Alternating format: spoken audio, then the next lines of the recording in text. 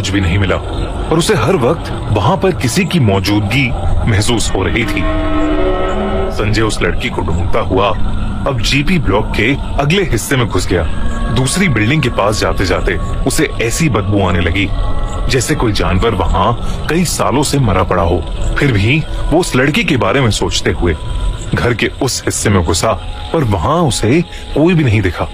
लेकिन जब वो उस घर से बाहर निकलते हुए इधर उधर टॉर्च मारते हुए रास्ता ढूंढ रहा था तो उसे उस हिस्से की टूटी हुई दीवार के छेद से। दोस्तों, हमारे पॉडकास्ट की नई सीरीज बिल्कुल भी मिस मत करना जिसमें हमने डायन की रियल लाइफ स्टोरीज डिस्कस करी हैं। तो इस वीडियो के बाद हमारे पॉडकास्ट को देखना मत भूलना। 4 लोग दिखे। उन्होंने ब्रिटिश ऑफिसर्स की यूनिफॉर्म पहनी हुई थी और वो शराब पीते हुए गप्पे मार रहे थे।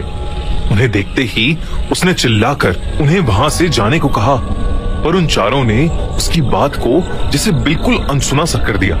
संजय को मालूम था कि अक्सर ऐसे शराबी ही पुरानी जगहों पर आकर हल्ला करते हैं, तो वो दूसरे हिस्से से भागकर तीसरे हिस्से के उसी फ्लोर पर चला गया जहां पर वो लोग बैठे थे। लेकिन वो जैसे ही वहां पहुंचा वहां पर उन चारों में से कोई नहीं था। तभी उस तीसरे हिस्से के ऊपर वाले फ्लोर से उन चारों लोगों की जोर जोर से हंसने की आवाज आई।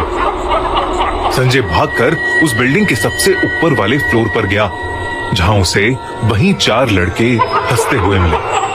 उन चारों लड़कों को वहां देखकर संजय फिर से उन पर चिल्लाया और वो चारों शराब पीते पीते और जोर से हंसने लगे। जब संजय के कई बार कहने पर भी वो लोग वहां से नहीं गए तो संजय ने उनमें से एक को अपनी लाठी से मारा पर वो लाठी उस लड़के के आर पार चली गई। तो चारों लड़के संजय की तरफ मुड़े और संजय ने देखा कि उन चारों के चेहरे बुरी तरह से गले हुए हैं और उन चारों की आंखें थी ही नहीं।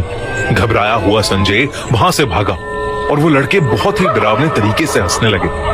संजय वहां से भागता हुआ दूसरी तरफ से निकला जब उसने जीपी ब्लॉक के पहले हिस्से के पास से एक लड़की को छत के ऊपर चढ़ते हुए देखा जो वहां रुककर अपने बालों को कंघी करने लगी और संजय को बहुत ही भयानक तरीके से देखने लगी।